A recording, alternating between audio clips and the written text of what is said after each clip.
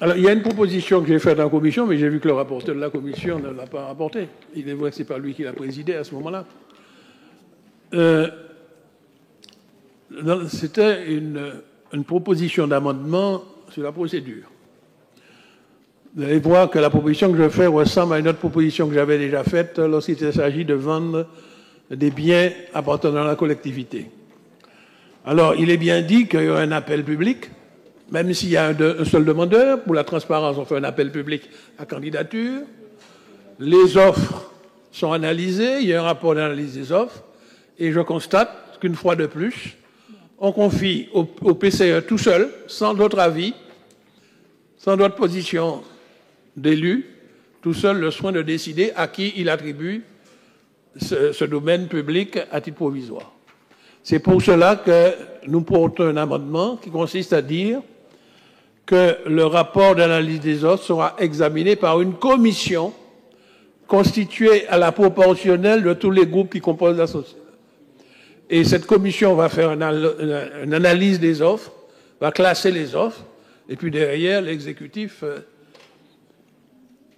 va prendre la décision, soit sous sa responsabilité, il va respecter le classement en prenant le premier, ou bien il changera, mais sous sa responsabilité.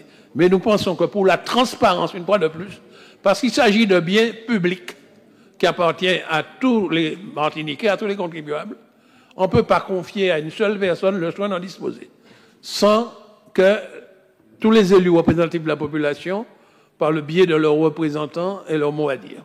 Ça, c'est la première chose que je voulais dire. Maintenant, quant à la durée, le collègue a trouvé que 12 ans, c'est trop. En tout cas, moi, je pense que si vous autorisez quelqu'un à occuper pour des raisons économiques, il fera des investissements. Il faudrait que l'occupation puisse correspondre au moins à la durée d'amortissement des investissements réalisés.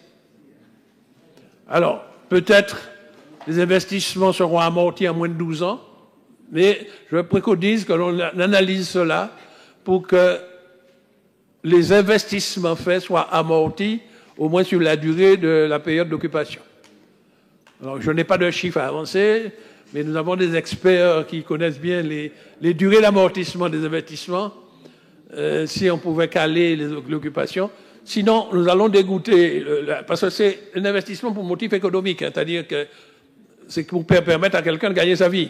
Donc, il va faire des investissements pour accueillir bien ses clients, mais il faut qu'on lui donne un délai pour qu'il puisse au moins l'amortir, quoi. Sinon, si on lui donne un délai trop court, il va falloir démonter alors quand il n'a pas amorti ses investissements.